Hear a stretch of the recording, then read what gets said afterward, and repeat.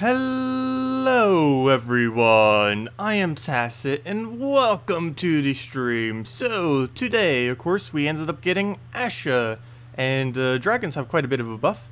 Also, if you haven't seen the video earlier, just to reiterate, it is really good to get event keys this week. If you happen to have some spare laying around, if you don't already have a dragon soul, or if you want to get it to Mythic, now's the time to do so. There's also a slight chance if you open up event keys that you'll be able to get a Elma Grim. So we're mainly just going to be messing around with Asha, Dragon Soul, Elma Grim, and mainly there's those three. There's a Dragon Soul we can go throw against. Yeah, this has been my personal favorite that I've been using so far. The KrissTigger Dragon Soul with the Shadow Dragon and Asha all the way in the back. Hello, Vicky. Hello, Henny. Welcome, welcome. Okay, well, we'll go move that down. You're competing with Salty at the moment. She's streaming on Twitch. Yeah, I was aware of that. We always stream at the exact same time, so wasn't going to reschedule because I saw that she was streaming at the same time. Yeah, I saw she went on like about 10 minutes before we ended up launching the stream. Yeah, we have 2 redeem codes though that we ended up getting from her earlier, so we'll probably give out both of them today. We might as well. Hello, Amanda. Also, hello, Player Daniels. I didn't actually say hello. Only read your comment, but yeah. Good evening, Ben. Welcome. Or whatever time it is. Yeah, it's pretty much nighttime actually by me. I was sleeping actually for most of the day. Almost this entire day I have been sleeping, mainly because I generally on a Sunday to Monday night, or you know, that transition from Sunday into Monday, I generally just stay up working on videos for the week and just get it done then. Yeah, we do have room in our guild. We do have 2 spots available if anyone is interested in those. So if any of you ever wanted to join the guild, we are open at the moment with 2 spots. And we do need to fill them within the next, let's see, 5 hours or so. So if any of you can do it, that'd be great. If any of you are interested. Wait, who was the 3rd person who was going to leave? I know some people were taking a break. I don't know who the 3rd one was, though. Also, hello, Gilax. Hello, Sash. Welcome, welcome. But yeah, if there's anything you guys want me to go over or anything, just let me know. This is the one that I've been basically farming up with the, or that I plan to be farming up. Actually, I haven't had any time to really implement it yet. But this is the one I intend to use to farm up all my glory on the 1 trophies this week, so that we can accumulate all of that. My pile is starting to go below 2,000, 22222, all 6 2s. I like it staying above that number, and it keeps like falling back down there. And this a week like this is the easiest way to get it back up. So I'll probably be trying to play it quite a bit, probably off camera though for the most part when we end up doing it, because this is going to be the constant 1 trophy grind later in this week that I'm going to do to try to get the extra glory that we need. We have plenty. We have over 200,000, but you never know if the prices of them may change in the future, or if we ever just want to mass mythic stuff. Because once kingdoms start approaching the 10 star level, we're going to need to be throwing down pretty much all of our glory every single event to get it up to max. Once we can start getting the +2 skill bonus. So that's basically the main thing I need to start saving for. It will take not millions, but thousands, hundreds of thousands of glory to be able to sustain that for every single kingdom. And ideally, we want to sustain it for every single kingdom. What's this? Oh, we reached a level over 1,000, so we get those free resources. More event keys, except I actually don't need event keys, because if you already have a mythic version of Dragon Soul, there really isn't a need to open any, particularly if you already have a Elma Grim as well. Hello, Humberto, welcome. You were missing your dragons, using them now again. Yeah, I know. I haven't been using dragons for ages now, too. It feels good to start using the full team again. I just made a video or a comment the other day, too, saying, like, all dragons isn't even that good anymore. But, hey, when they get a little bit of a bonus and they get a new troop that can synergize with them, they'll start getting a little bit more usage. This does counter quite a few things that actually does exist in the game right now. Even though some battles right now doesn't seem like we're really using it much, we're at least at minimum using the +1 purple. And on top of that, we can also use the blue convert thingy. Oh, ow. Well, we kind of needed that. Well, oh well, I guess it's not too big a deal. We can win with just Dragon Soul KrissTigger loop if we had to. Unfortunately, he's about to go crazy on the Draculus right there. So we are going to need to worry about that right now. Blues, we kind of need to keep on the board. Let's get rid of yellow, because that's the main thing he's using. He's just going to get more and more damage every single time, but now we just have to rush him down before he can do anything. He has 2 gigantic troops, but still going to be manageable if we can get enough AoEs down. We need to kill this humility already. Perfect. So now we just need to keep stacking against the Draculus, and then just hope he doesn't follow up with anything. So right now, he is using 5 out of 6 manas. Basically anything we target will help to deny him some. Oops, as I give him blues, fail. But yeah, we need to get that convert out already. Can't really get a mana too easily, mainly because he's being blocked by everything. That's somewhat deliberate, because I'm mainly using him for his +1. But if he gets a Draculus, or either of them off, wow, he has 71 damage off of that thing due to the buffs. Wow, that will one-shot us. That will definitely one-shot us. The only color he doesn't use is yellow, so I can pretty much just keep every single yellow on the board if I really wanted to. There isn't really any point in doing anything with that. We have this now, but unfortunately we already have full mana on everything, so it doesn't really help too much until we actually cast them. So we'll go move that down, just for the boost ratio. And we're almost there. We just need that little bit of damage. The only problem is we can't deny every single color currently available. We can take purple right now. Let's actually go deny that real quick. Take the purple, get the crystallize. Will help us on our follow-up turn, and then we can just throw the Dragon Soul and get most of our mana back due to the additional purple that are now on the board, and we get it. Really nice, really nice. And now we can deny out brown since that's one he uses. Actually, I probably should just went for boost ratio. It doesn't matter though. We'll go for the Dragon Soul, and down it goes. Good evening, Steph. Hello, SBM. Welcome all. So hello, Carpal. Happy to see you on a live stream finally, because of your hour differences. You can't be here usually. Always see videos uploaded. Oh, thank you for that. Oh, glad you could join us. Yeah, we stream every single night at 8 p.m. Eastern Standard Time, and the day that you might be able to see us is we stream on the mornings on Fridays and Saturdays, starting at 10 a.m. Eastern Standard Time, and it goes for several hours, depending on what kind of content is out. Yeah, we'll go mess with a couple other teams. This is just my personal favorite so far. Out of all the 4x Dragon teams, this is probably the 4x Dragon team I'll be using. You even saw, even though we were completely behind midway through that battle, it still came back really, really strong. It is pretty stable for the most part. It has well-rounded mana generation, well-rounded damage, has a little bit of everything that it really needs. Board control, high damage output, full AoE, single targets, and a converter. So it has a little bit of everything that it would ever really want on a team. Dragons do tend to do that though.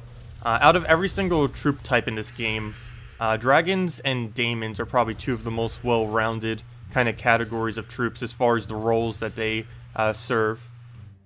So we'll throw that down, and that is pretty much a match right there. Should be enough boost ratio, or not. Well, we can just tap him out with anything, doesn't even matter. We'll do the Shadow Dragon, and down he goes. You were wondering why you were getting Trent with your new event keys? Oh, this is something that is weird, which I hope they will change in the future. They said that they would once more troops are added into the game, but currently how event keys work is ultra rares are split about 66% for the kingdom and 33% not for the kingdom. Epics are also split similarly. I believe it's about a 80% within the kingdom, 20% not within the kingdom. And as far as the legends will always be the kingdom, and the mythics will always be the kingdom. It's a really weird split. I wish every single key was just simply from the kingdom, but it does have a small split where it does give troops from other kingdoms. You can even see over here, occasionally when another one pops up like him. Obviously, he's not from Glacial Peaks. I should forget his name. Berserker, I think it is, because he's so useless. But you can see, like, the mythic slot and the legend slot is always exclusive to the kingdom, but the ultra rare and epic do have a small amount of drops that aren't related to the actual kingdom. So do keep that in mind when you open up event keys. It's normally not that big a deal, though it is really annoying when you're, for example, trying to get an epic of a troop to mythic, and then you keep getting epics from other kingdoms. Same as ultra rares, if you keep getting ultra rares from other kingdoms. They did say that they were going to change it eventually, but still haven't. They mentioned that a while ago. But hopefully they'll get around to it, because that would be really convenient if it did just give purely from the kingdom. It would make a lot of sense. It's kind of like the whole premise behind them, yet that's currently not what they do, unfortunately. So we can actually do a little bit of a weird move. I can remove the blue into that purple, but then he gets the huge purple over there, so we're not going to bother with that. We'll just take a purple off the top. And, oh, Shadow Dragon, where are you? Where are you when we need you? We're so close. That would be such a perfect move. You know what? Let's just remove the yellow and hope for purple off the top. Didn't get it, but we got an extra turn over there. So same difference, I guess. Still got the pretty much the same thing done. Blue convert right now. We can do that to red. I guess I could do it for board clear. I don't have KrissTigger at the moment, though, so I can't really set anything up with that. You know what? Let's just... Oh, I don't even have KrissTigger. I want to cast KrissTigger so badly right now. So we'll just explode the board, and we'll have mana next turn due to crystallize. And there we go. Okay, now we can just get rid of the green right there. Get the cascade going down. And yeah, we can just take it out with whatever. Dragon Soul it is. 20 damage. Solid 20 damage from any level. Hello, Ayrton. Welcome. Hello, H4 Vok Sorrow. Welcome as well. Hello, Vic. Does Shadow Dragon need to be fully traded to be effective? No. The only trait that Shadow Dragon needs is his very, very first trait. No other trait is needed on him ever. Actually, he has one of the worst unique traits in the entire game. He only gains 1 attack whenever he matches purple gems. Not only does this not synergize with the troop that he does as far as his effect and everything, it's just horrible. Even if it did synergize, it's just a horrible trait. Immune to poison is basically nothing, and the only thing that's useful is Magic Link, because a lot of dragons do get utilized around the purple color, and combining it with Asha's +1, you would be able to get a +2, meaning you can set your banner to something else. Like right now, we're +2/+2 on our Dragon Soul, which is extremely high, and we have a spare +1 for our Shadow Dragon as well, in case we need the convert quickly to be able to get him up with it. So it ends up working out pretty well. Hello, Strawn! Welcome! Got my earbud. I need to get new headphones soon. Yeah, Salty's streaming on Twitch. Not quite sure how long she's going to be streaming, but we might have to go and raid her later if we end and she's still streaming. We actually have a redeem code that's related to the fact that she's streaming right now. Actually, I might as well give that out now. She did give us 2, so I might as well give out 2 right now because she said she was going to give me more by Friday. So let me go and give those out right now. 1 second, 1 second. Or one of them, not both of them. And then we'll give the other one out a little bit later. So where to go, where to go, where to go? There it is. Okay, just got to grab this real quick. Put it in our thing. And okay, actually I'll go put it in as soon as this battle ends just so we can go and claim it and everything. Okay, so we'll take the purple, go and take the blue down, take the other purple into an extra turn. Very nice. Oops, I'm blocking chat now. Let's see, did I get behind? I was blocking chat for like 2 minutes. Hello, Kenpo Kid, welcome. Oh, I do talk fast. Yeah, I do tend to talk a little fast. I can talk a little slower if you guys need me to. I think it's a New Jersey thing. I keep saying that. I don't know. It's just something I always did was talk very, very, very quick. Okay, well, we'll just do the explosion right there. Oh, it's Havoc Sorrow. Sorry. I struggle sometimes with the bunched up names. Oh, hello, Nautical. Welcome. Alright, well, we'll go take out the brown right there. Oh, that is not what I meant to do, but it goes down anyways. So let's go give out the redeem code now that we can go show where everything is with it. So, redeem code. The redeem code. Come on, go. Go already. There we go. Okay, so get through all the screens and redeem code. Let me go get that in right now. Let's go put that right over here. Redeem code. I believe that is the right one. There we go. Salty stream. Yeah, Salty's streaming right now. I believe it's the first time the devs have ever bothered to stream the game. But if she's still up, we'll go raid her after. Let's see. Salty stream. Actually, I think it just says salt stream. Salt stream!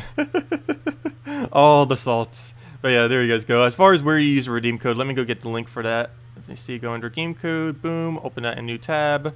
And there we go. Just put that before so I can go copy that into chat. Copy it. And there you guys go. Okay, so there is where you use the redeem code on gemsofwar.com underneath game code. It only works on PC mobile. What you do for your invite code, as many of you probably already know already, but if you don't, your invite code is underneath settings, underneath where it says invite code. Whatever your game says is what you put in there. And then you just go over to the website, put in your invite code, put in the code below, and you'll get some free resources. So let's go claim that. I just completely lost track of where my tab is. I have like 10 tabs open right now. I have so many open from earlier and didn't bother closing any. Let's see, your invite code. Put that in. Put in the code. I'm not a robot. Click redeem. And success. So we get the normal reward of... Come on. of 2 treasure maps, 1 gem key, 200 souls, and 2,500 gold. Let's see what we get from the 1 gem key. For the most part, I believe the next time you throw gem keys, if you were to throw all of them, is, if you want to save them, is for the Merlantis Kingdom, which is actually about a month away. They end up delaying it. I believe it's because they're going to be adding a mini patch before they release the Merlantis Kingdom, mainly with bug fixes and, of course, probably some changes that they didn't make to the client to be able to incorporate the Merlantis Kingdom. But there you guys go. Enjoy. What is the link to see next week's troop? Oh yeah, let me go get that for you. It is right here. Here is the link for all of the upcoming troops right there. The one that I just posted.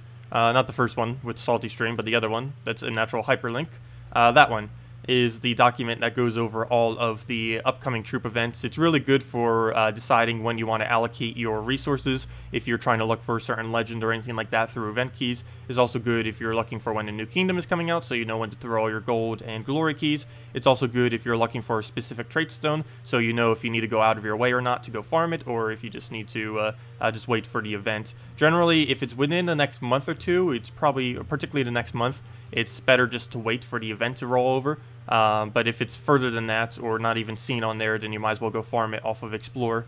Let's see, your invite code is too long.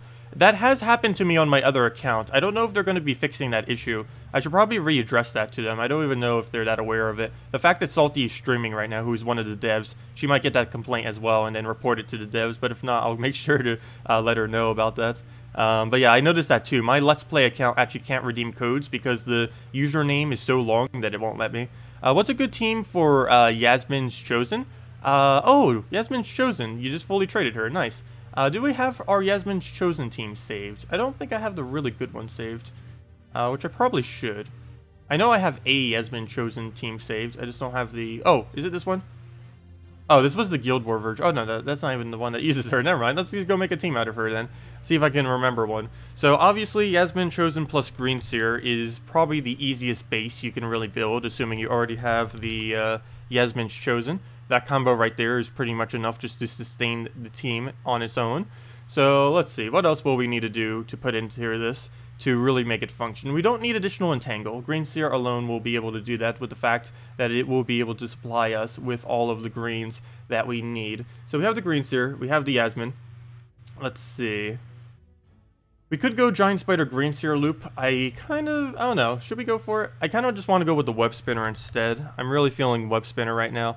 Wisp could work there, though I'm probably going to replace that out, mainly because the issue with Wisp is they're going to be entangled due to both Green Seer and Yasmin, and while this is great for board control, the charm itself is not actually going to be able to do anything, so we are not going to bother with the Wisp right there. I just need to find something else, something color related, and a power troop of some kind wouldn't be too bad. Let's see, we have the Web Spinner, so we have green, yeah, we're covering every color already, just with those three, not counting the Wisp. Oh, never mind, we need a red. I don't want to use Dragon Soul, mainly because it's going to be blocking too much. We also don't need to really clear our board. We could just throw a Kraken all the way in last slot, which wouldn't be too bad. Even though we don't use the red, we could set our banner accordingly.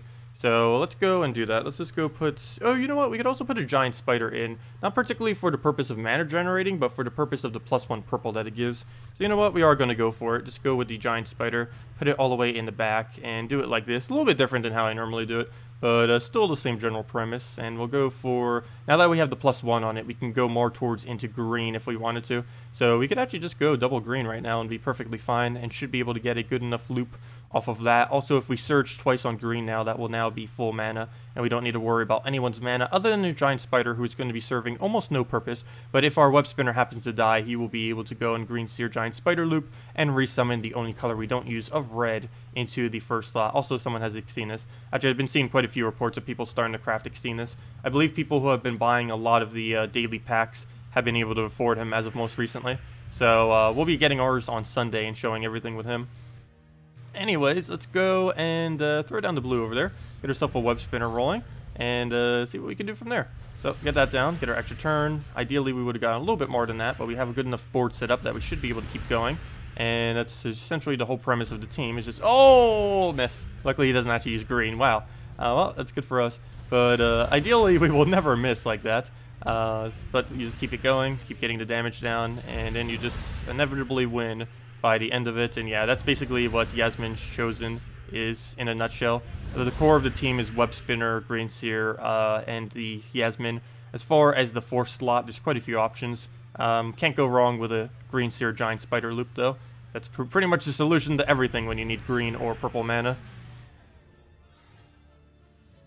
Yeah, this week's event is actually pretty nice, as far as with all the dragons and everything. Hello, Nicholas. Or, yes, Nicholas. In that dragon team, what can you exchange for Shadow Dragon since you don't have it? Let's see. In the dragon team that we were just using earlier. Ooh, the dreaded Scion. Oops, that's not the right one. There it is. So, in this team, we would need something that covers yellow. So, we could go Dragonian Monk then, if you wanted to stay all dragons and still cover everything. I believe he also has a 50% bonus this week. You would end up doing this team right here. Also, it depends if you have KrissTigger traded or not. But you were to replace out Shadow Dragon, and you'd probably shift it up in front of your Dragon Soul. You'd possibly even put it up in front of your KrissTigger if you happen to have not had it. So the team you would end up going is either this, if you have literally nothing traded, or if you have everything traded and just don't have a Shadow Dragon, you would go with this. It really depends if your KrissTigger has Stone Skin or not, which order you would put it in. But yeah, either of these two. I feel like this would probably be your safest bet overall. The Dragonian Monk in 1st slot, and then go to KrissTigger, Shadow Dragon, Asha, and just go from there. You'd probably have to change your banner though, mainly because actually I guess it wouldn't matter too much going with this banner. Never mind, you can keep the banner. But yeah, you would end up going with something like that. Just put in the Dragonian Monk. He gives a lot of barrier. He also has 50% bonus this week, which gives him I think the highest attack on this team. No, it's tied with Shadow Dragon. Not to mention he's a lower rarity, so it's a little bit easier to obtain. So yeah, he'd actually be pretty decent in 1st slot this week, with that 50% bonus and everything. So you can just go with that. Would end up working fine. And you would probably have him. He's only an ultra rare, and you could probably get him in like 5 event keys if you happen to not have him for whatever reason. But there we go. Let's just put our Shadow Dragon back. But yeah, Dragonian Monk I used to use a lot. He's a really, really hard troop to use effectively, mainly because he has a gigantic X as his cast. And the way that an X works is really complicated compared to a plus, mainly because of how the board can move. Because many times, like with a plus, you know every single row and every single column is going to be affected.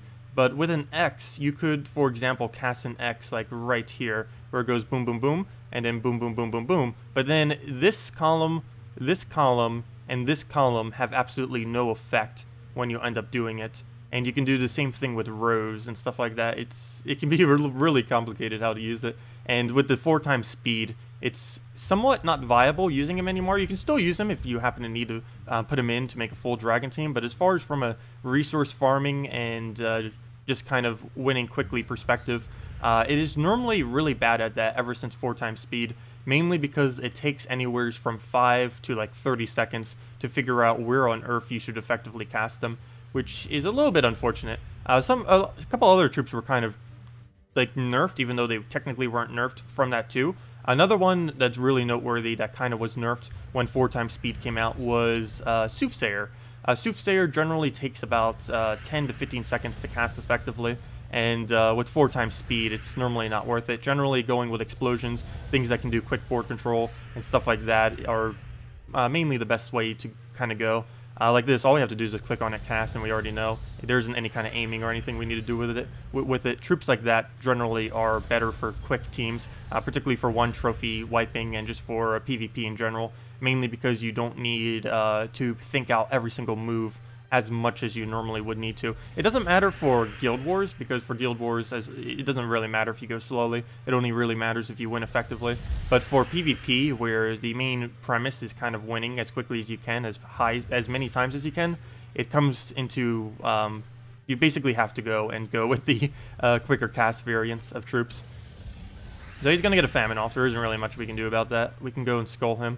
That actually won't be enough. What reduced our attack? Oh, famine did. That's what reduced our attack. Annoying famine. There we go. Down goes famine, and then we just need a single skull to finish out the rest. So we'll take the purple right over there. We actually got the crystallize on our Dragon Soul. He's doing work. Even though he has a 2 higher mana cost, he's technically better than a Dark Maiden, mainly because his enchant will make up for the fact that he has a 2 higher mana cost. Mainly because if your enchant triggers even 1 time, you just got the value out of him compared to a Dark Maiden. So, yeah. I actually don't mind the fact that he has a slightly higher mana cost. I thought at first that it might be bad, but I didn't realize he had Enchant initially. Oh, did we just get a Celestial right there? I didn't even notice that. I clicked too quickly. I can look on the replay. Did we get a Celestial? Come on, hopefully. It's not like I really need more, but... Oh no, we got a purple-brown. I'll take that. I think I'm actually low on those. What is our collection looking like these days? Let me go double check real quick. What's our lowest trait stone right now? Purple. Pure purple, it looks like. Oh no! Oh, I need to go farm some green yellows. Yeah, we need more green yellow. I'm not going to do a excessive amount of that right now, but for any of you that don't know, this is the quickest explore team in the game. Figured I'd show it again. Most of you are aware of it. Also, there's a pretty big budget version that you can do too that is actually tradable this week, or semi-tradable. It is, well, yeah, it's the only thing that needs traits on the team. So yes, it is tradable this week. It is the Valkyrie Rowan Double Siren. So you can get the trait stones for Siren from the event pack this week. It is really good at doing quick explores. It's basically the cheap variant of the team that we're using right now, which is the Princess Elspeth fully traded, Bombot, Mechanist class fully traded with Black Manacles, and a Troglodyte fully traded, or any pure brown troop if you happen to not have that. Also, if you happen to not have Black Manacles, you can also get away with running with War and Peace, which is a really similar weapon that will do basically the same thing that Black Manacles will, for the most part. Yeah, no problem for the help. If anyone else has any other questions or team builds you want me to do or anything else you want me to show, just let me know. I will be streaming for about the next hour or so, just messing around with stuff, so feel free to leave whatever. Mostly going to be messing around with dragon teams, though, as it is the dragon week. Oh, yeah, let's go through Elma Grim. Let's go mirror him. Elma Grim is in the event key drop pool this week. This is about the strongest team I'm aware of that uses him. As you can see, he's even using it as well for his defense team. It's Rock Troll, Dark Troll, Elma Grim, and Furnace. If you don't have Infernus, you can throw a Euro Fire Mantle instead. And you can also replace out the Rock Troll, move the Dark Troll up, and use the new Dragon if you wanted to. Though I do believe that it really depends on what you're up against. This team creates a lot of purple and brown. It gets a quicker start, but it creates two different colors. The other team just creates pure purple if you use the Asha variant. And with the Asha variant, you don't need to worry about the brown. You just focus purely on that one color, which in some instances will be better, some instances will be worse. It really depends how well they use brown or not, if this one is better. If they happen to not use brown at all, you'd probably go with this variant. If they do use a lot of brown, then you'd probably go with the other variants where you use Asha instead of the Rock Troll. So right here, we don't really have much to cast. He's going to double the brown. So we're actually going to use purples just to overwrite as many browns as we possibly can on the board to hopefully make him miss. Though unfortunately he does not, but the follow-up he does. So 23 purple on the board. I'll take that. Wow. Unfortunately, there's almost no purple left after that gigantic clump going down there. So we'll go and throw that down. The burns will allow us to get some extra turns in. He misses again. I'll take it. We'll go utilize his miss and then just go crazy with the rest. And that will be match off the Elma Grim loop, and then we could do some Furnace for the kill, or Elma Grim, or really anything at that point would have been enough. Hello, Speed Factor! Have you thought about teams to use for Extinos? I have not really planned on anything yet. He is what? A brown, yellow, purple? I was planning on first, of course, using him with 4 Horsemen of the Apocalypse, just to mess around with that. Other variants, I was most likely just going to feed him with a bunch of mana and just keep one-shotting. I don't think I was going to go over the magic buffing variant. I believe I'll be using him in a combination of a drain spam / mana generating team, I believe is the way I'm going to go. He seems like he might be used with Famine with 2 mana generators. Basically go with the 2, they'll probably be like 2 of the most annoying mana generators. No, actually no. Scion's probably one of the other most annoying, but we'll use him with a Famine. Use just a gigantic amount of brown, yellow mana generation off of something, and then basically just go from there with the team. That's probably going to be my game plan when we get him. I'll be going over him most likely Sunday night or Monday morning whenever the video comes out. We'll probably be doing that because I still don't have the resources for it. I could get it if I kept throwing the $5 things. I already threw, I think, like $30 at it, though, or $35 or something. So we already threw enough. We'll just wait until it actually comes through the cycle. We'll have it by Sunday. We can be a little patient. And most people probably still don't even have it by now. I know some people are starting to get it, but those are mainly the people that bought the pack every single day. Or they got lucky when the diamonds were at a random chance still, because currently they're at a static amount. We'll keep throwing the Shadow Dragons down there. Move that over. Throw another Shadow Dragon. Throw another Shadow Dragon. And down goes the entire team. Hello, JZG. Welcome. Have I done the dungeon today? Oh, yeah. No, I have not. Thank you for reminding me. I actually almost would have forgotten about that. I kind of forget that they run on days that aren't the Guild War day. That's funny. But yeah, let me go run the dungeons real quick. It's Blue Day. So we will, of course, get the little bit of extra over there. So let's go see what we have here. What should we use? There's a lot of free, so I want to use... Let's just go throw the dragon team then. Dragons, go. Stick with the classic dragons. Actually, this isn't the classic dragon team. Though it is kind of funny, even before dragon classifications were ever added to the game, or, you know, like class types and stuff like that, or troop types, I mean, there were... People would still run 4x dragon teams, even before 4x dragon teams were ever incentivized. When typing first came out, dragons were actually some of the strongest in the game, mainly because there were already so many synergies that people would use by default, and then they just basically gave them an indirect buff. So it was kind of funny. You got to see a lot of dragon teams. All dragons doesn't get used anywhere near as much these days. It's still a really solid team, mainly because KrissTigger's Dragon Soul combo is still extremely, extremely strong. There are very few combos that are actually better than that, as far as just everything that it can do. It can do really, really high damage output. It synergizes together. It has a lot of durability. It incentivizes extra turns. It has board control. It has a summon. It has a chance of summoning itself. And it just covers so many different variants with the two of them. It's really fun. And then the other two dragons are normally just support troops that end up supporting the KrissTigger's Dragon Soul combo. Well, we'll go and... What do we do here? We have nowhere to throw the Shadow Dragon. We'll just take the Skull, I guess. That'll also give us the mana we need for our Dragon Soul. And that is match right there. Another code, Salty Salty. Oh, yeah, Salty Salty. What, did you get the code from her stream? Yeah, Salty is streaming right now. If she happens to still be streaming by the time we end, we'll go raid her. I have no clue how long she's going to be streaming for. We'll probably be going for another hour, hour and a half or so, just to mess around with stuff. Let's see. And if there's any teams or anything you guys want me to go over, let me know, and we'll definitely make sure to do so. Also, my guild is recruiting right now. If any of you are interested in joining a Brackets 1 top 10 guild, we are in need, I think, of 1 or 2 more slots. I forget how many. But we already need at least of 1 person. So if you are interested, we are available. Let's see. Well, we'll go move that up. And we need to get that slot filled within the next few hours as well. So we'll just throw that down. Let it do whatever. Shadow Dragon. Where do we go with our Shadow Dragon? We have nowhere to go with our Shadow Dragon. That's where we go with our Shadow Dragon. So we'll just let him take a skull right there. Get ourselves a Dragon Soul down, and then we can easily just kill off with the Shadow Dragon right there. We'll go with the Dragon Soul. Generally, if you're about to kill, you want to throw your Dragon Soul. We already had max souls, but sometimes you won't be at max souls yet, and you'll want that extra cast just to make sure you get those little bit of souls.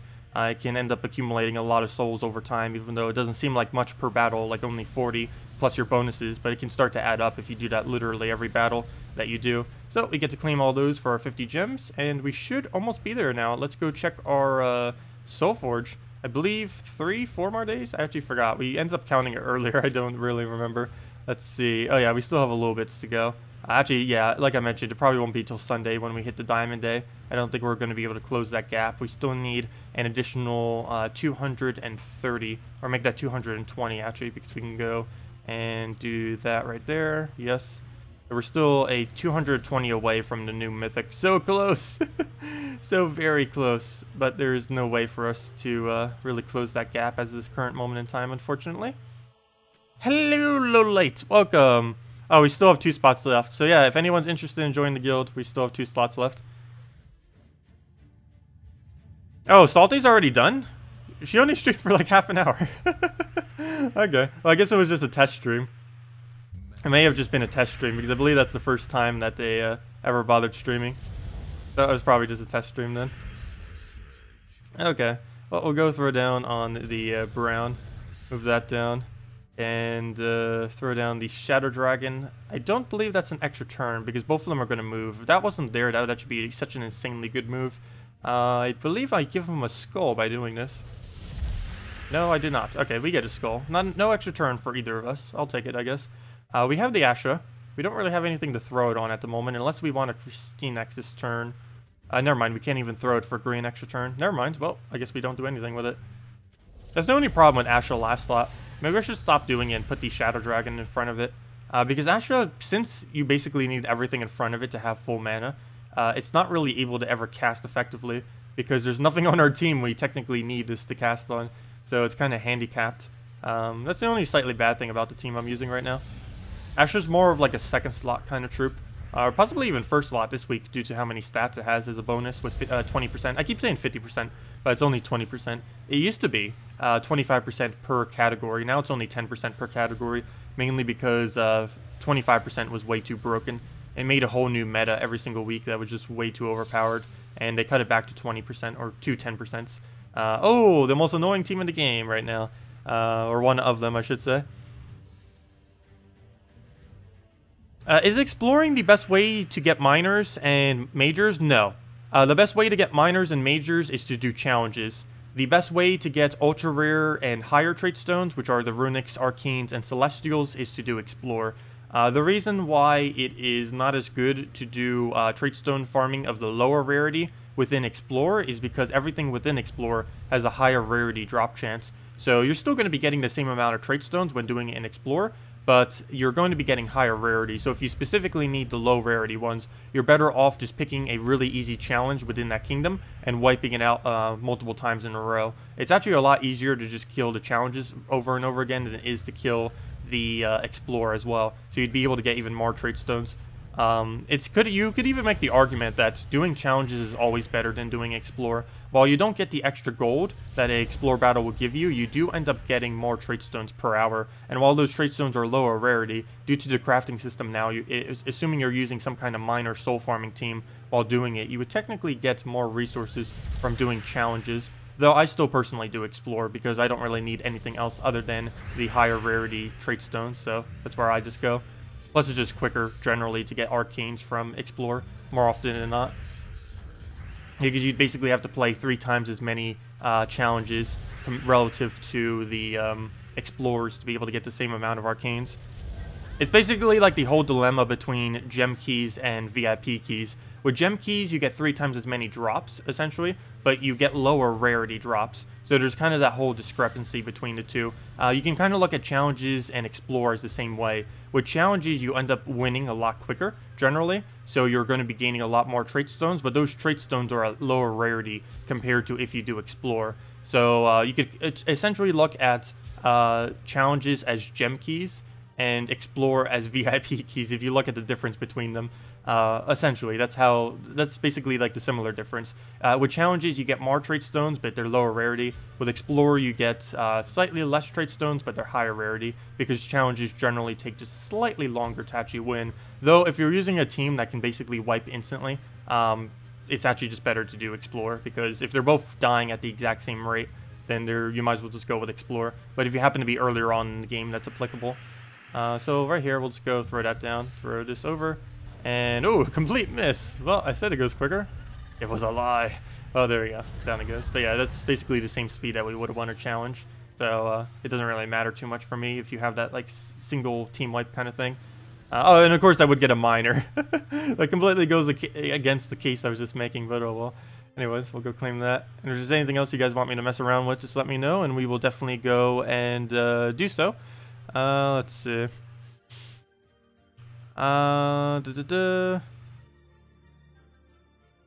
First time, so her first code was first time. Oh, that's funny. That works. Hello, Rayam. Is exploring the best? Oh, never mind. I already answered that.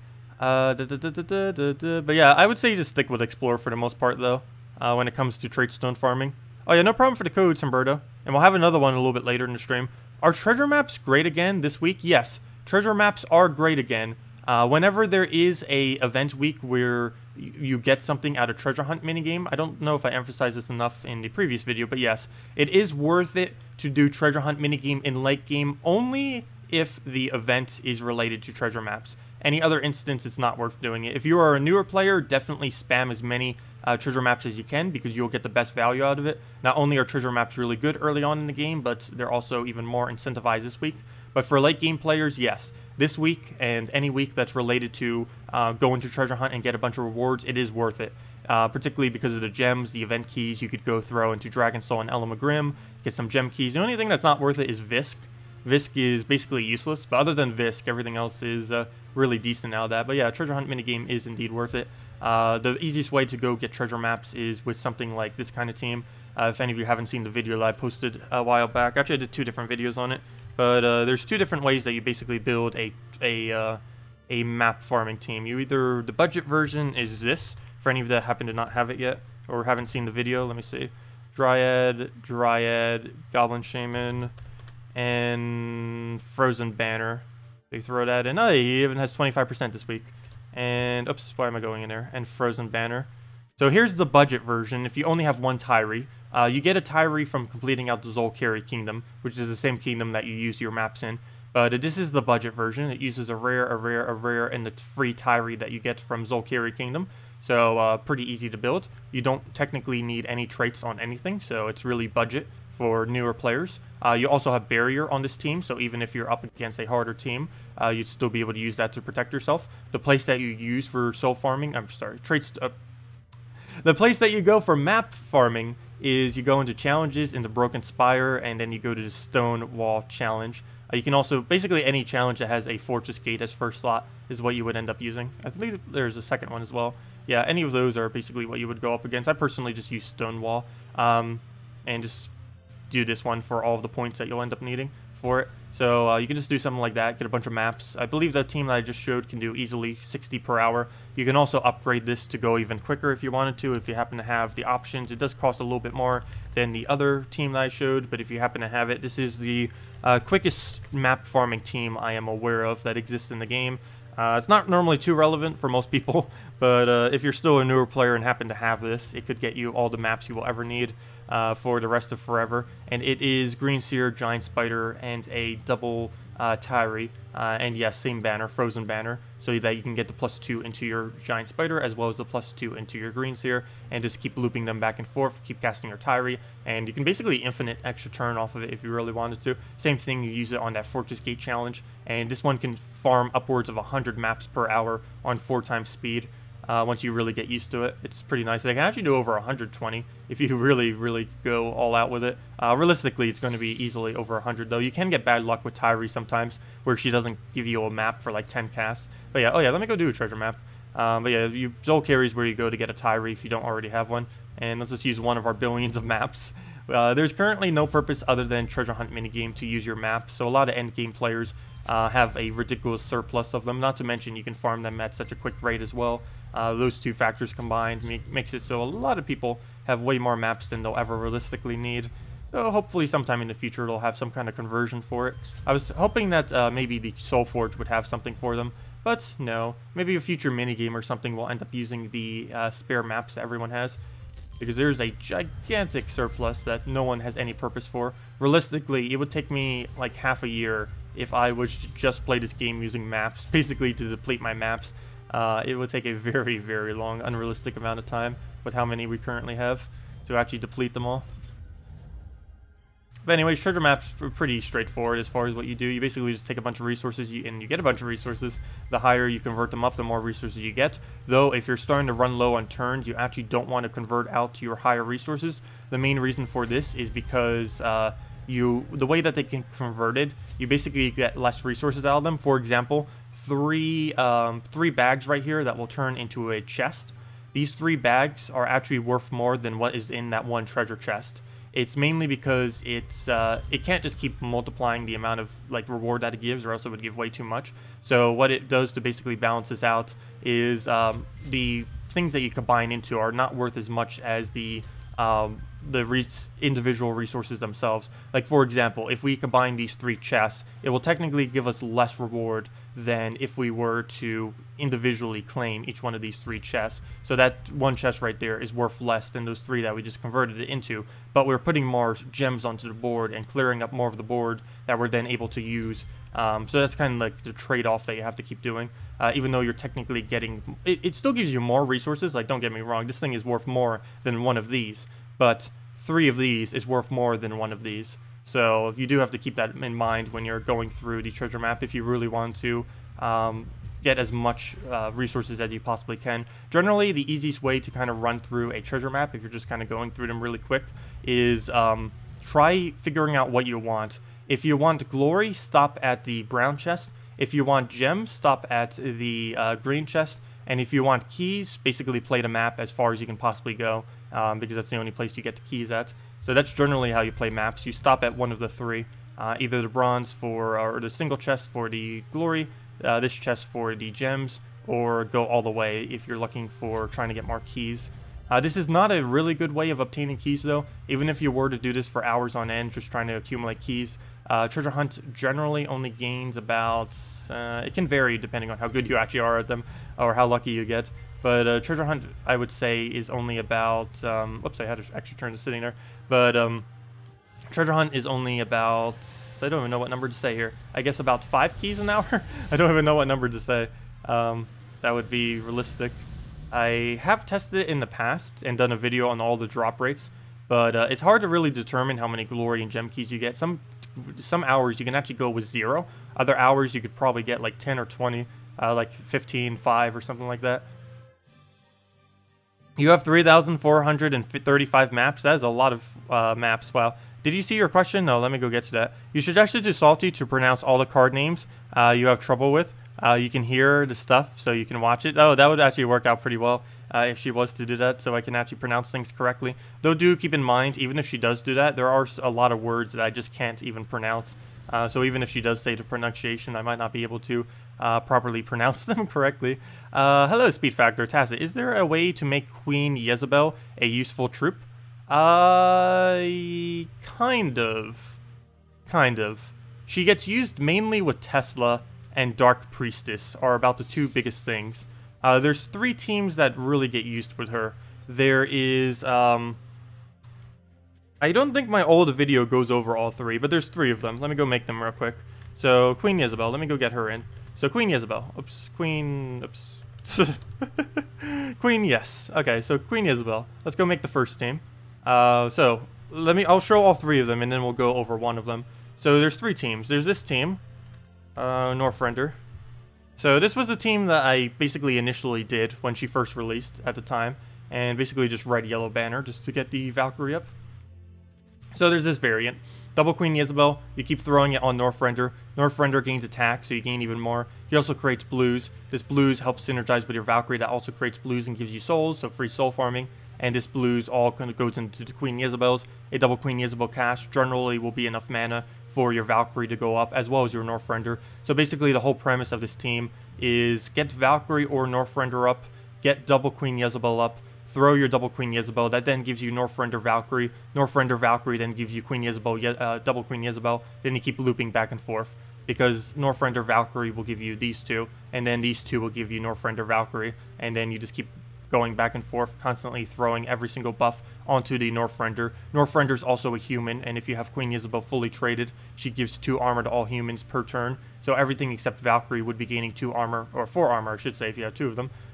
4 armor per turn, which would also be going into Northrender, making him pretty tanky between the 4 armor per turn plus the armor that you get to throw on them by her ability. So there's that. There's the Dark Priestess variant, which is Gorgolfa. Let's see. Oh, this variant also got buffed due to Emperina being a slightly lower mana cost now. But it's this and a Dark Priestess. Where is it? Dark... There it is. Dark Priestess. I forget the exact order that you'd really run it in. I believe that's fine. Yeah, that's probably fine. So basically you just go with a super quick brown-yellow on this just to go Gorgolfa. A little bit bad if you're running up against a Scion. Same general premise, except this time with a super tank. You keep throwing either Jezebel, Emperina, and Dark Priestess into first slot. Basically, whenever you run with Dark Priestess, you will need an Emperina. She does hit HP damage on you, and she does hit that HP damage through barrier, even though she puts a barrier. So the order is basically... kind of just get the team rolling with Gorgolfa. That then basically gives you mana on everything. You then throw Dark Priestess, then Queen Jezebel, then Emperina. The Emperina will fully heal all the damage that your Dark Priestess was doing, as well as give it additional life and attack, which of course utilizes with the fact that you utilize the attack off of that. And since Gorgolfa is so tanky, It has a double cleanse off of her, plus the cleanse off of your Gorgolfa. So you get just one gigantic troop that just demolishes them all out of Gorgolfa, who also generates for your team. And there's one other team that you can build out of her, which is really, really funny, and I think I'll show that one because it's just really, really, really funny. If you have 3 Queen Jezebels and have no clue what to do with her, Tesla! Let's do it. What banner should we go for? What am I doing? This is by no means the most viable, but it's probably the most funny team they can make out of her. Triple Queen Jezebel and a Tesla. What is the point of this team? Basically cast Tesla and win.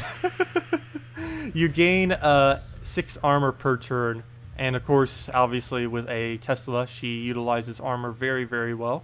So yeah, it's mainly just to mess around with that, the whole premise of that.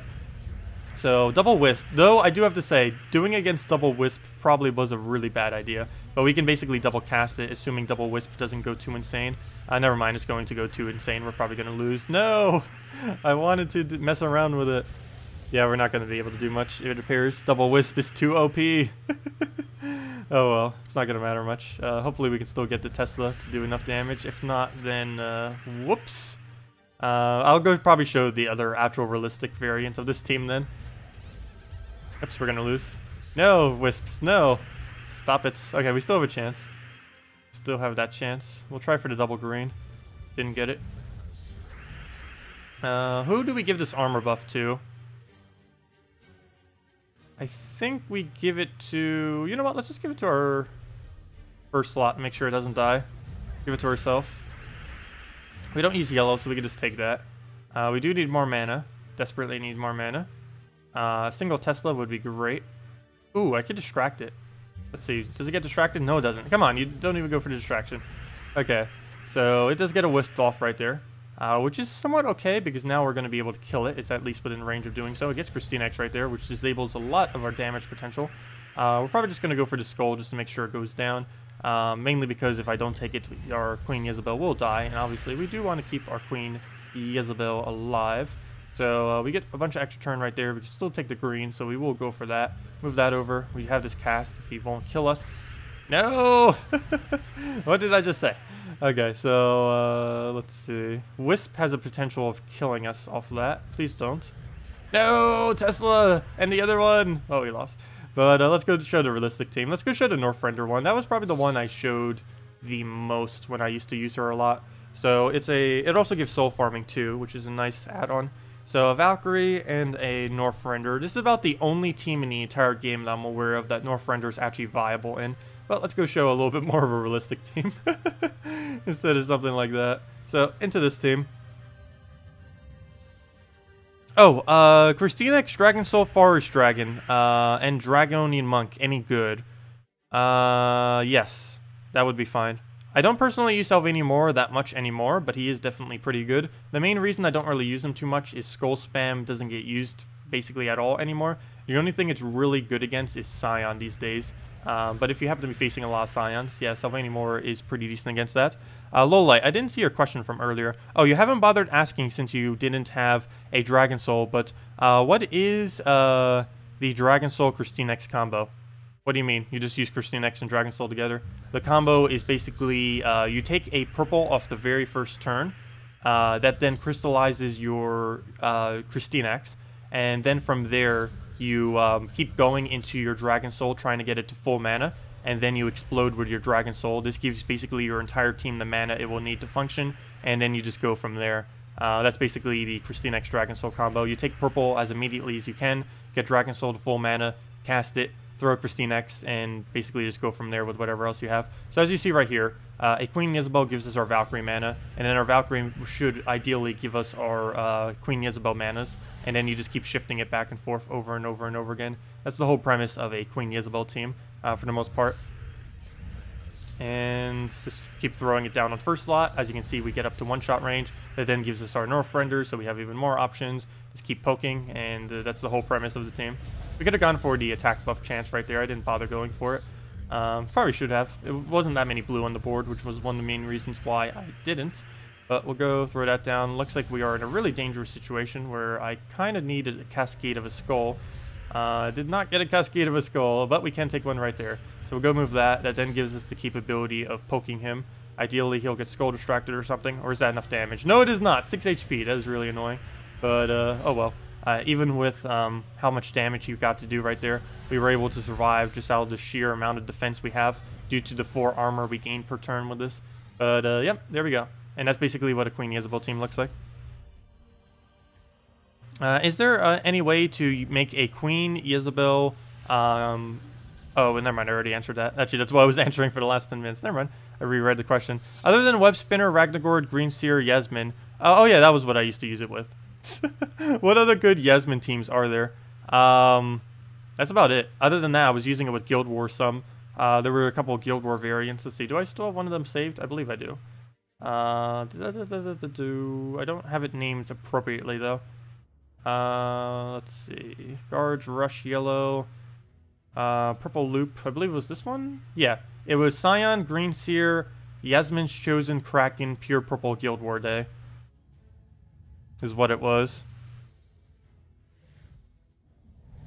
Let's see. Oh, was Salty's code a little bit of a better reward? What was it? I didn't actually claim it. I'm pretty sure it's been used up already. Let's see.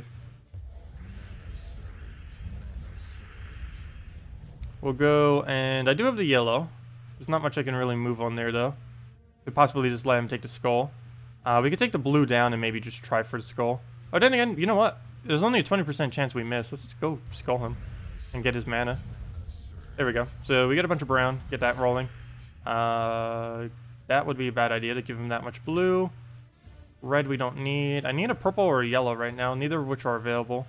And I don't actually need the blue. And throwing a Scion right now is almost pointless.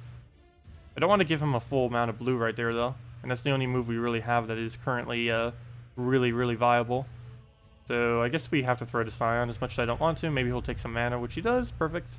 And now we can take blues to actually get our mana back on our Scion. He does give us that gigantic blue that I didn't want to give him, so perfect for us. And there's our purple. We can let him get skull distracted. I don't really mind that. He does get some red, but we can easily deal with that with Scion. No! What are you doing? Why? Why? Why? Why? Why? Okay, anyways, can we get a green seer down? No, we cannot. So let's throw our Scion there. See if we can get any alignments. We have some reds that we can take. That's not going to be enough, though, so let's just move that over. And we'll go for the green seer right there off the red. Perfect. Get that rolling. Get this down. Don't miss. No, it missed, kind of. So that will now die, our Scion. Rip. Oh, well, one less core troop we have. We can go for the green surge. Got it. Actually, I don't even think we need a green surge due to our banner choice. But we'll just go throw this down again. Don't miss. Good. Do we need a green seer? Sure, we'll throw one. Let's throw it on yellows. Get that rolling. Get a little bit more on the board. Keep it doing damage. And I believe we got the infinite loop. And there we go. We did lose a troop, unfortunately. But other than that, it ended up going pretty decently.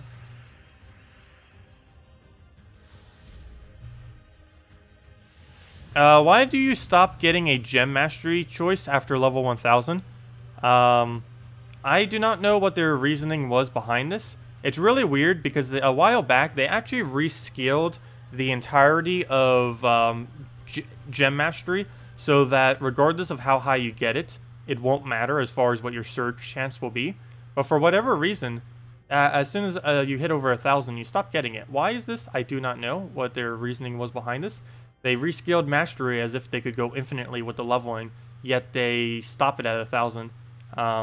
Yeah, I don't know what really was the whole reasoning behind it, but we do get at least 100 glory and 1 event key every single time beyond that point, so at least we have that going for us. So, but yeah, I don't know why they did that. Any use for Plague? No, I honestly would not bother with Plague at all. He has one use and one use only, and that is to throw him down onto a defend team as an impervious troop. He can also be used within all impervious teams, but he's mainly used as a defend troop that has the capability of basically preventing your enemy from having the capability of winning. There are some teams where you can reduce their attack and magic down to 0, where it is basically impossible for them to win. And that's the whole point of Plague, is basically to reduce them down to that point where it is impossible for them to win.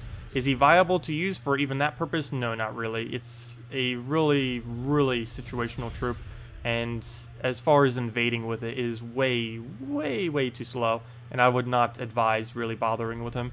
He is one of the weakest mythics in the game right now, mainly because the purpose that he serves doesn't really work that well.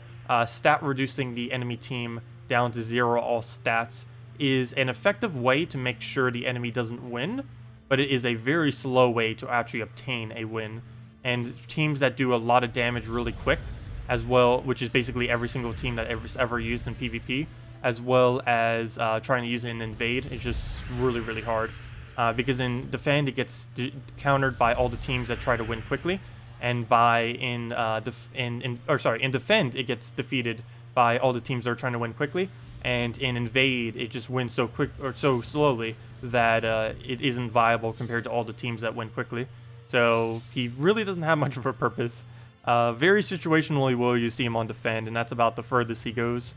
And he's useless, not fully traded, so he's basically just a complete resource dump that you don't really need. Most people don't bother getting him. He's one of the last cards you even trait that are mythic. There are so many other mythics that you'd rather allocate the resources to. Not to mention, I believe he's green-purple, which means you'd go for things like Kraken and stuff before you would ever bother with getting your Plague up.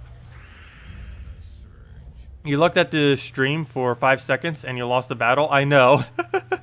That will happen with Wisps. That happens to me when I look at chat. I know your feeling. If you look away for 1 second against a Wisp team, you will die. Like right now, look. We just lost so much right there in that matter of seconds. He was actually pretty tame right there. I can guarantee you it's getting nerfed. When they're doing it, hopefully next patch. They need to nerf it. There's no way they're not. There will be an outrage next patch if they don't. Let's see. Well, let's go and get rid of Brown, I guess. I don't know why I don't actually run Wisp teams in PvP. I don't know. Well, this week is Dragon Week, so might as well throw out all the dragons. But yeah, I should probably be throwing a little bit more Wisps. They are a pretty quick win. I do have a few teams saved that allocate them to slots. Any good Bunny Nog teams? No.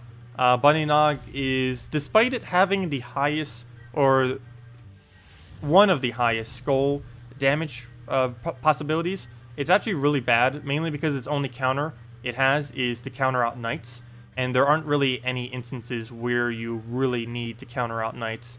Also, on that note, let me go and give out the other redeem code. We do have a second redeem code to give out today. Also, Salty made this code. It was not me. I don't know why she makes such weird codes like these, but yeah. Let me go and put this code in. You'll see what I mean when I show the code. Also, right there, boom, there we go. Why she makes these kind of codes, I do not know, but there we go. So that is the redeem code. Let me go and get to the website where you use it on. You use it on gemsofwar.com underneath the game code section, or copy paste these links and code that I'm about to put if you just want to copy paste them both. So let me go put that in and go from there. Oh, can I please say Zathinos, Tacet? For goodness sake, Zathinos. Zathinos. Zathinos. How have I been saying it? I've always say Zathinos. Zathinos. Zathinos? Is it Zathinos or Zathinos? Or Zathinus? I can say the same pronunciation about 5 different ways, so giving me a pronunciation of it doesn't really help. If you just like break it down like that. There's about, at least, let's see, there's Zathinos, there's Zathinos, there's Zathinus, and how many more ways can I pronounce that? Anyways, there's the code. Let me go and, yeah, for the invite code, it's under settings, and whatever your game says under invite code is what you put in there. Use it on gemsofwar.com underneath game code. Let me go use it real quick if I can figure out where the link is. There it is. And just put in your invite code. Boom. Put in the code below us. Say that you're not a robot. Click redeem. It only works for PC mobile. And then you'll get some free resources, the normal of 2 treasure maps, 1 gem key, 200 souls, and 2,500 gold. And you can use those 2 treasure maps on the event this week, since it's now actually viable to go do them. So let's see what we get from the 1 gem key, and we get the new guy, the Voldinoi. I don't believe I've ever really bothered using him at all. He deals damage to an enemy, deal triple if the enemy uses blue mana. Yeah, that troop is dead content. Never mind. Actually, no. Early on in the game, this thing could actually be viable. Beyond that point, you're never going to use it, though. Its traits are also pretty bad, so yeah. Oh, well. Anyways, on to the next one. And if there's any teams you guys want me to mess around with or anything, feel free to mention it. The second to last. The last one was correct. The second to last. Which one? Exynos? Or Exynos? Or Exynos? Exynos? Is it Exynos? What will go and Dragon Soul it? Do a war team? War is also not viable, but yeah, we can go do a war team. He ended up getting like nerfed when they tried buffing him. It was kind of funny. They buffed him by nerfing him. Good job. But yeah, they did end up doing that in the past. He's kind of not viable anymore. You can't use him in first slot due to the buff nerf that they gave him. Let's see. Well, we'll go do that. He's a lot better of a caster now, but he's not viable in first. Can we please get the damage to kill Famine? No. No. Why? I don't even have enough damage now. I have to double cast my Dragon Soul. I think he's gonna win. Let's see. No, actually, never mind. I didn't realize he was that close to death. So we'll go... What do we even need here? I guess we'll take the green. Why not? So we'll just let him do whatever. Take the skull and down he goes. Okay, I'll take it. Zathinos. I think I got it. Pronounced with a Z, the X is silent.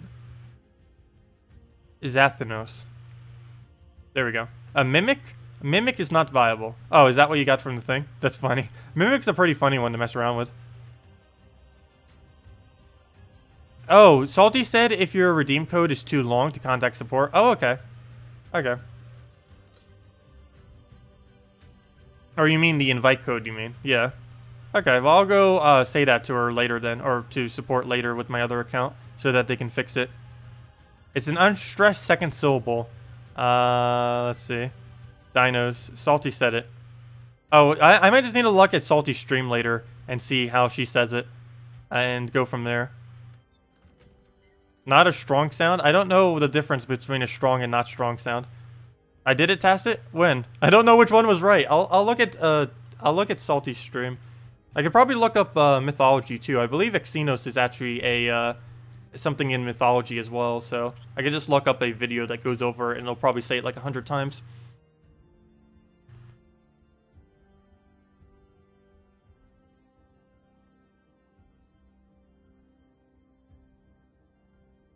If anyone's just getting here, make sure to use the redeem code below. Also, I did not create that redeem code.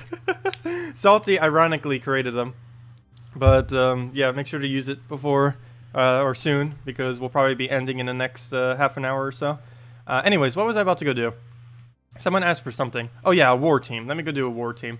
But yeah, as far as war is concerned, I personally would not bother using this troop for the most part. Similar to a couple of mythics out there, it is basically useless. Oops, if I can type. Endless Conflict is the easiest way to bring him up. It's basically just this team I end up running him with. Oh, you know what? You know what? Ooh.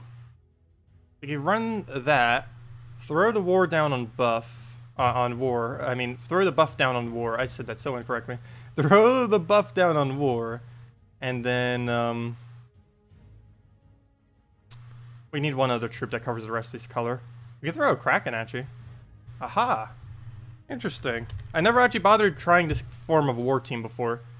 This might actually work. Kraken, Valkyrie, Queen Jezebel, War. I didn't think of doing this before. This wasn't suggested, but it just randomly came to me based on what we already had set up. Let's see if this works. Red, yellow banner will still maintain because we need Valkyrie.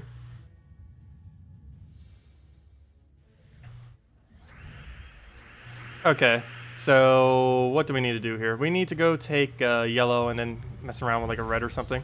So everything else on the board we can pretty much just keep as is. Don't really need it to modify it much. I guess we'll take the purple. Need to try getting red. Skull Distract I don't believe we're going to get because it's not really possible anymore to Skull Distract. But yeah, he doesn't go for it. And now he's going to go crazy. End your turn. At least us taking damage doesn't matter too much. As long as it lives, never mind. It matters. It matters a lot. Well, rip.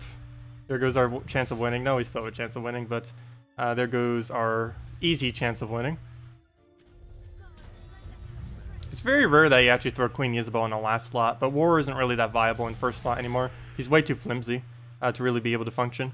So right here, we'll go for the Skull Poke so that we can extra turn the... oh, never mind. We don't even need to. You know what? We go do this first. That will kill it. We take that down. That gives us mana. We then throw the Queen Jezebel. That will tap it. And then we get Valkyrie back up. Perfect. So we'll throw that down. Wow. This combo. Oh no, it's stealthy! No, I keep forgetting!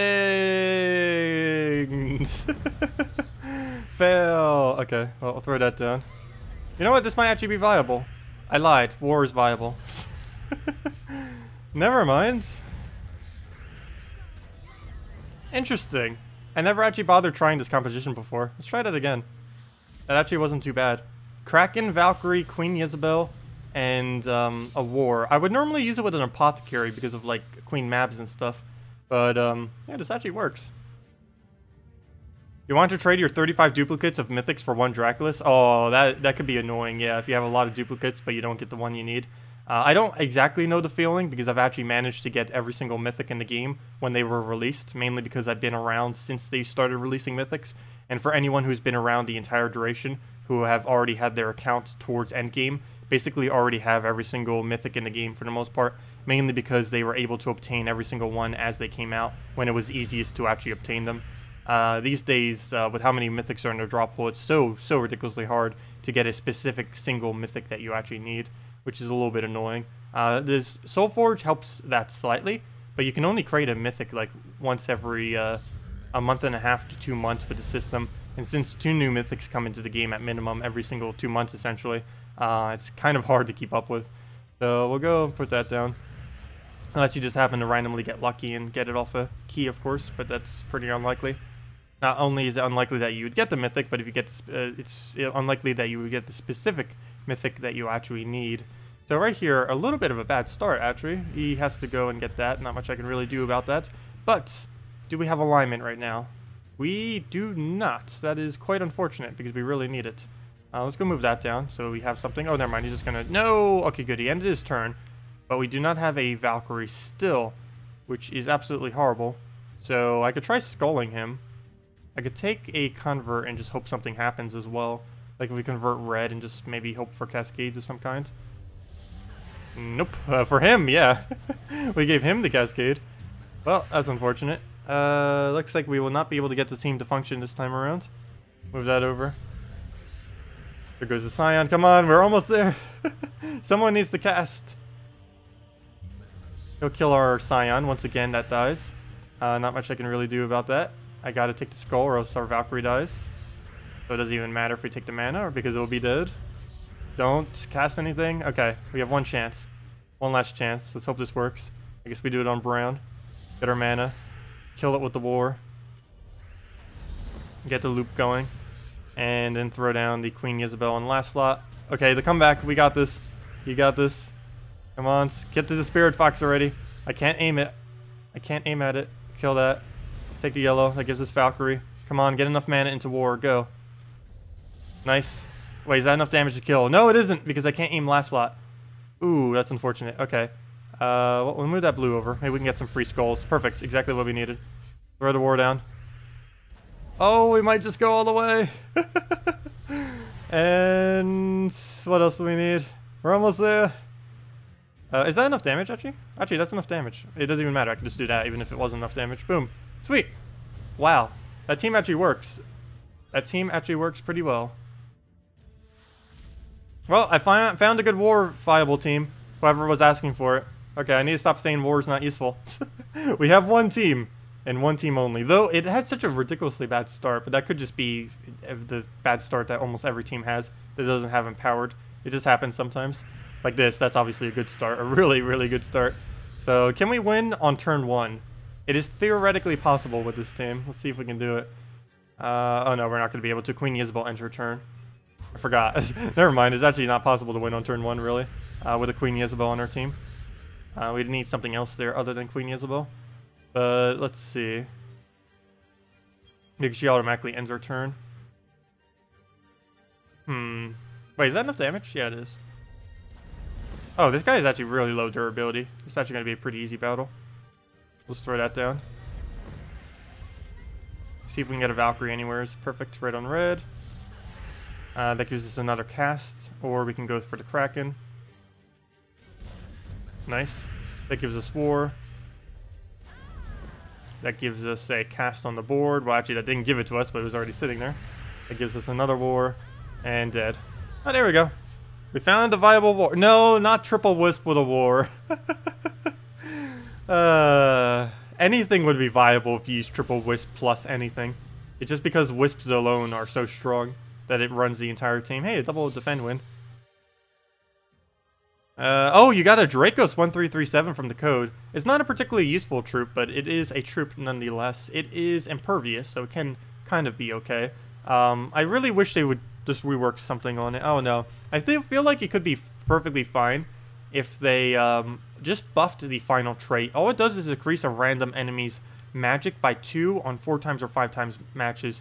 It only does it to one target though. If it was to reduce all enemies' magic by 1 or all enemies' magic by 2, it would be decently viable.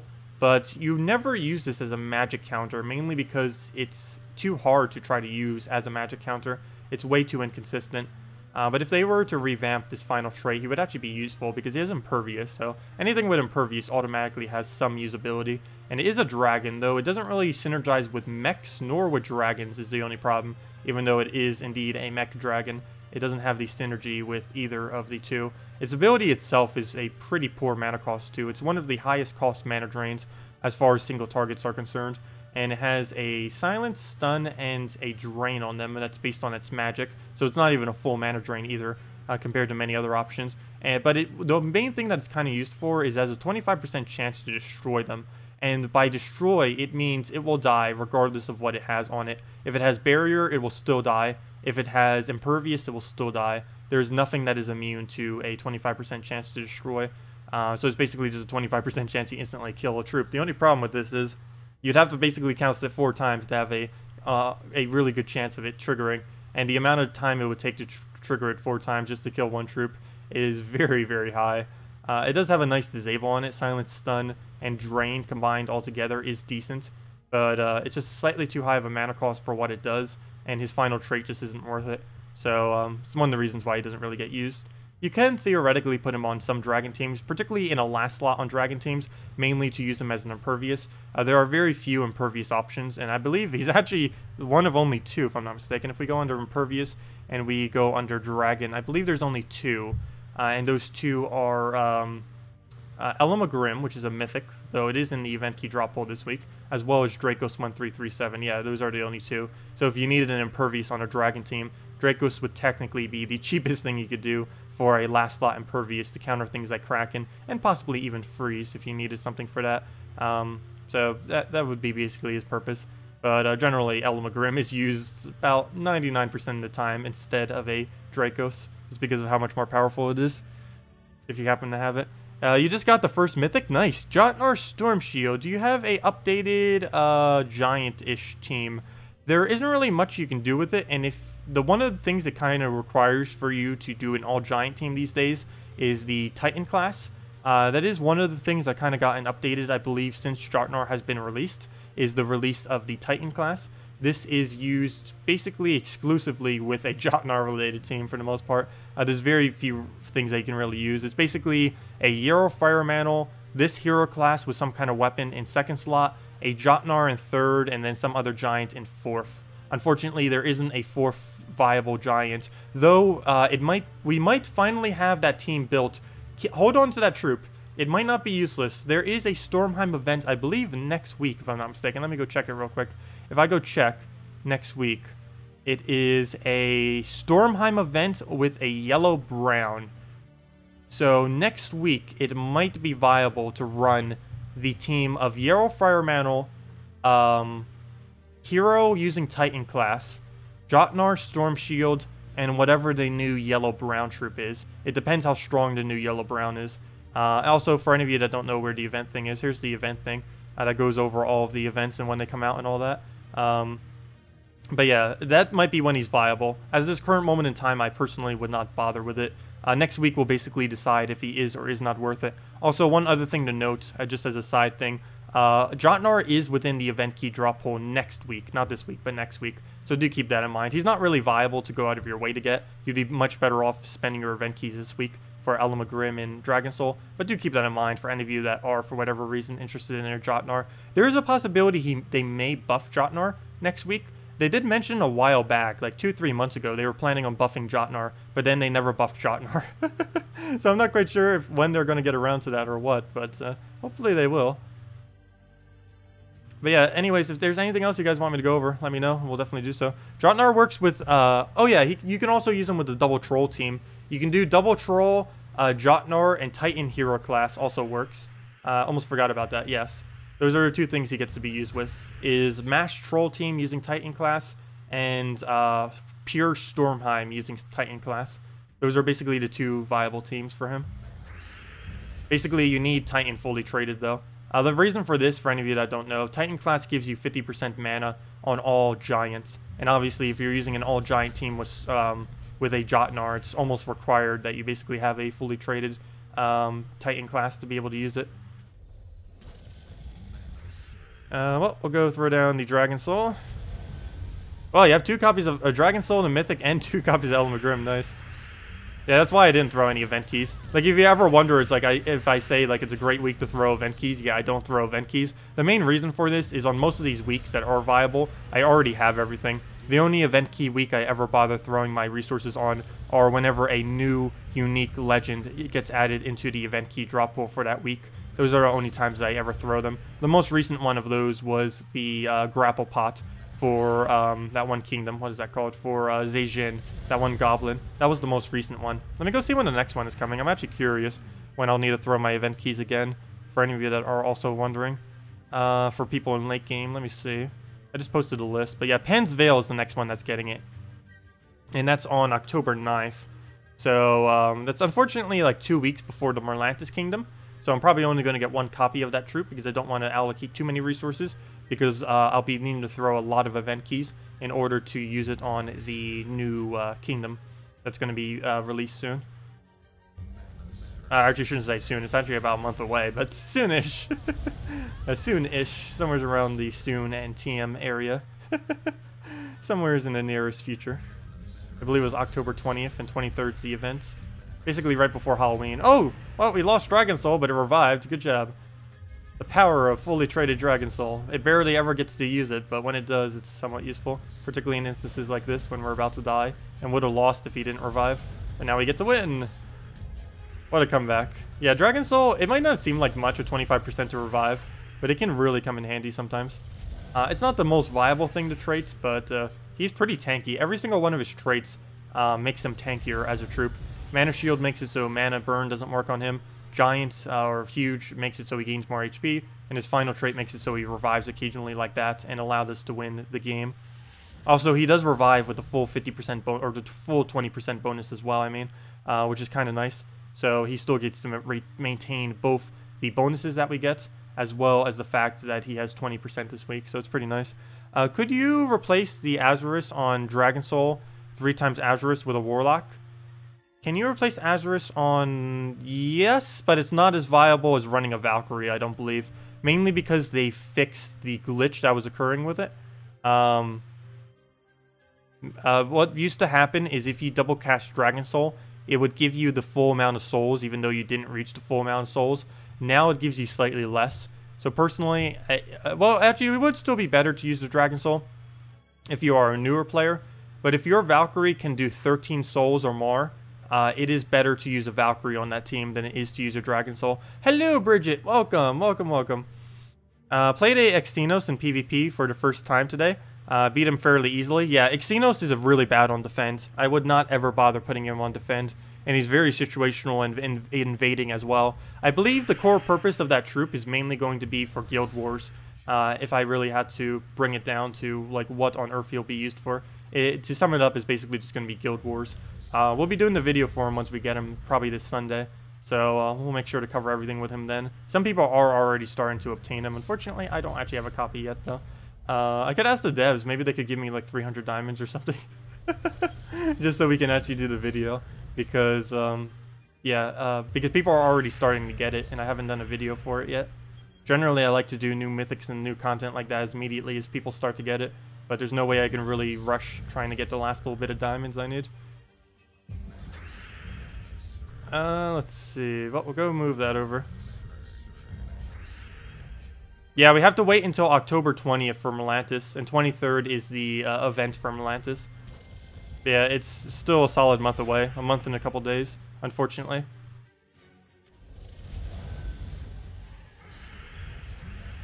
Dragon Soul alignment went away. Oh well, we can still get to the... I mean, not Dragon Soul, the Shadow Dragon alignment. Also, Shadow Dragon was the first legend I ever got in Gems of War. I actually ended up getting him twice. He was my first and my second legend I ever got. It was kind of funny. And at the time, he was actually really, really good too. Nowadays, he's very situational. The only thing he's ever used in is basically to supply purple mana for the team. The damage that he does and his traits aren't really utilized other than maybe his first trait for the extra mana. But he has fallen off a lot. He was like top 10 when the game was first released. Nowadays, he's probably like mid-range, if even that. He does have his purposes at least though, unlike some troops that are completely useless. He's a weak troop that is used very situationally for mana generation. That's basically what a Dragon Soul is. Yeah, to be able to have the new Mythic right now, you would basically have to have spent $5 every day since the thing came out, or somewhat similar to that. I ended up buying every single Diamond Day, but I did not buy anything more than every single Diamond Day. Or actually, no, I bought 2 packs that weren't, 2 or 3 packs that were the Color Day, and every single Diamond Day that ever was released. But once I get the new Mythic, I'll probably never buy them again, because I won't have any need to, unless they release another one within, like, so soon after. But hopefully they don't. They need to have some amount of time in between so we can actually accumulate the resources. Especially since there's only a static amount that we can actually obtain. Well, let's go throw the purple down over there. Get ourselves a KrissTigger into a Dragon Soul and basically just go from there. And, ooh, don't. Oh, that reminds me. I need to go on my Let's Play account and go claim all of our rewards before it's too late. I should probably go do that right now. But anyways, does anyone else have any other questions or team builds you want me to do? Otherwise, I probably am going to start wrapping up soon for the night. Also, are there any videos that you guys want me to cover? Because I'll definitely go and do that. One thing I do need to go cover is the dungeoning system. I'll probably be doing that sometime this week. And probably a few other videos. We'll have to think of some stuff. There are a couple videos I do want to do. I probably should work on my Let's Play account for one, that's for sure. But if you guys have any suggestions, definitely feel free to leave them and we can go over them in the next foreseeable future that you want me to do, as far as videos or just questions in general. Let's see. Well, we're going to move the red over, move down the blue. What else do we need to move here? Go take that over. Get ourselves some Dragon Soul. But yeah, definitely be using this thing in your team this week, just to recap as well. If you didn't see the video earlier where I kind of emphasized that. It is very, very, very, very, very useful to use Asha in literally every team you basically run this week for the additional 5 glory. It is the easiest way to ever claim glory is when there is a event week where it is a +5 glory when using a troop in your PvP team. And that is exactly what it is this week. There's no instance where you're ever able to accumulate more glory than this week. So definitely claim it while you can. Particularly if you're a newer player that doesn't have much. All you need is 400 glory, get this guy, and he'll pay for himself within like an hour almost. Play Shantae? What is Shantae? I have no clue what Shantae is. Video on Day of Day Guild Wars defense teams. Like Spirit Fox on Yellow Day for drain removal. I am going to be covering those, but I've been waiting until the next patch. Or not the next patch, but until they rework the defense system. The main reason for this is currently about 5 different defense get used in Guild Wars these days. Once the patch comes that makes you basically forces everyone to use unique defense if they want to get the full amount of points, this will then make it so there will be upwards of 30 different teams being used, if not even more. So there's going to be a lot more variant, and trying to do a video now will be basically irrelevant by the time they do that patch. And there is a possibility that they're doing it in the patch in a month from now. I'm not quite sure for sure if it's coming in that patch, but it is coming within the near future, likely before the end of the year. So I did want to wait on that just a little bit, particularly if it's just going to be coming in next patch. But I might do it a little bit. If it's confirmed, if at any point it's confirmed not to be in next patch, I'll probably cover the video. But until then, I probably won't. But yeah, we could go over, if you have any questions about it too, we can go over on any Guild War day, if you have any questions about like what to put on defense and stuff like that. Most of them are pretty self-explanatory though. If you need to counter something on blue day, you just put something that has the anti-blue removal, like for example him, or her, I mean, Asha, or any of, you know, basically it's pretty self-explanatory. You just go for troops that would deny out the color well, things that have boost ratio, like something else that you'd put on a blue day is like a Mara, if you needed that on your defense and stuff like that. Pretty much everybody leads with Scion in Guild Wars. Yeah, that too. It's either that or Wisp spam, or the standard like famine def teams or something like that. Budget Scion team, please. Budget Scion. You basically use Scion, Valkyrie, a true damaging troop that uses blue, and then one other troop in the last slot. And this you need it for Guild Wars, in which you would go probably for a pure purple team using the Scion. But yeah, just put a Valkyrie with it, and that's alone is almost enough to win, because you just keep constantly draining the team. Then you just need some damage sources. Scion and Valkyrie are your utilities, and then you use 2 other troops as your damage. Let's see. Video, troops to trait first. Oh yeah, troops to trait first. That one I can do, and it would be fully applicable. Maybe we'll do that later this week. Troops to trait first, like top 10 troops to trait first, or just troops that are really viable. Actually, I'll probably do 2 different videos. We could do a recap of both of those. Because there's 2 different kind of categories. There's the 10 best troops to trait, and then there's the 10 troops to trait first. Because both of those are pretty different. Because obviously, let's say something like a Kraken. Kraken is ridiculously good value to trait, but that would not be one of the troops you would trait first, because the amount of resources you would need to be able to trait a Kraken is excessively high relative to like a rare or an ultra rare. The best thing that you'd probably trait first for green purple, for example, would be something like a Spirit Fox. Oh, also a video I haven't done yet that could also be viable, though that would be a really long video, is going over every single arcane in the game and saying what the most viable budget version and the most viable expensive version is for every single arcane trait stone. You know what? Maybe we'll do that. That'll basically cover both at once, and it's a video concept I haven't even covered before. That would be a really long video, though. Would you guys mind that? It would be like a 30-minute video. I don't know if that would be too long. I know whenever I do longer videos, normally a lot less people tend to watch, like when I did the arena run the other day for the thing. I do like trying to keep them shorter, but there's almost no way to make that video short. We'd have to cover like 20 of them. Let's see, 1, 2, 3, 4, 5, 6, 7, 8, 9, 10, 11, 12, 13, 14, 15, 16? Yeah, 16, unless I miscounted somewhere. But yeah, that'd have to be 16, so that would be 32 different troops I would have to go over for that video. There's a lot of troops, but that would be quite comprehensive as far as what to use for everything. I'd probably have to make something in the description so people can go and go to a specific trait stone. I'll probably do it in order of how they are displayed here. So we'd start from Arcane Stoic and go all the way down to Arcane, or actually, we don't need to cover Celestial. We'd go all the way down to Arcane Deep. So yeah, we'll go and do that video sometime, hopefully this week. So that sounds like a plan. Anyways, I guess we'll pretty much be wrapping up then. Let me just go do one more thing before we end the stream though. And that one thing, oh, I see. Soon you can make a best to craft video. I kind of already made a best to craft video, but yeah, we could definitely go over that again soon. What I basically said in the best to craft video is only do troops, and Farish Ra, Dragon Soul, and Famine were like the 3 that I basically mentioned. Particularly Farish Ra and Dragon Soul were like the top 2. So let me just log out of my Steam real quick, switch over to the other one, because there's one thing I haven't done yet. I was going to save it for a video. I don't think I'm going to bother though. But let me go and log out of my Steam, go change my user to my other one, and I still need to go claim all 6 of those rewards before they expire, because I need those event keys and try to get them for the Dragon Soul. We're not going to open them now, but I do want to claim all of them real quick before we end it out. But anyways, if there's still any questions, feel free to leave them. Lots of us watch the live stream, and those are longer than 30 minutes. Yeah, I know.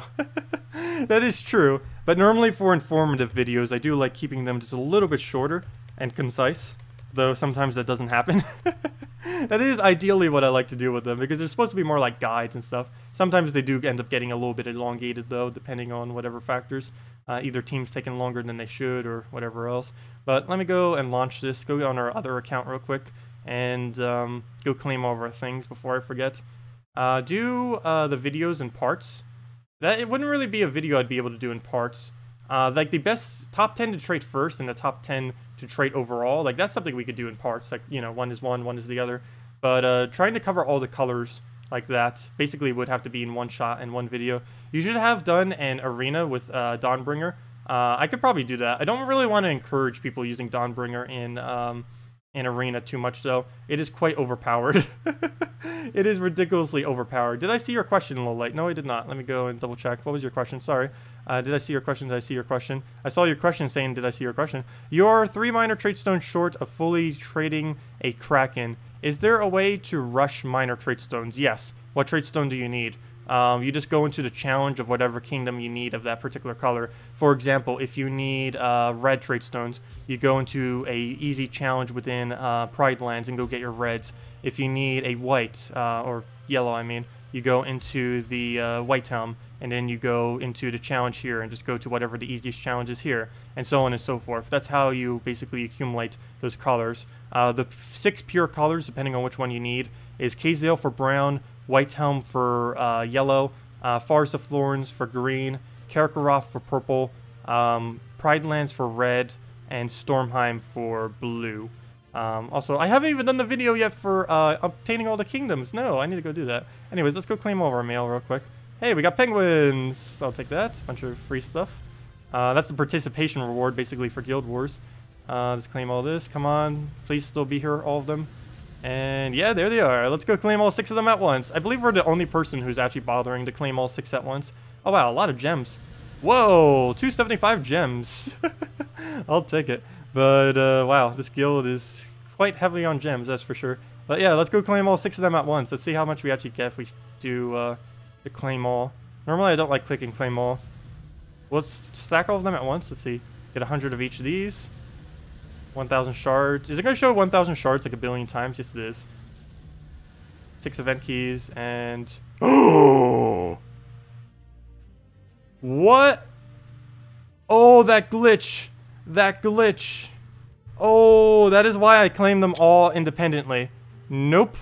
Nope, nope, nope, nope, nope, nope. You guys saw that, right? We only got 200 and the 1,000. We did not get the other 1,000 diamonds or the other 10,000 shards. Wow. Well, I'll send that to support. Let me make sure I get a screenshot of both. Oh, that's a fail.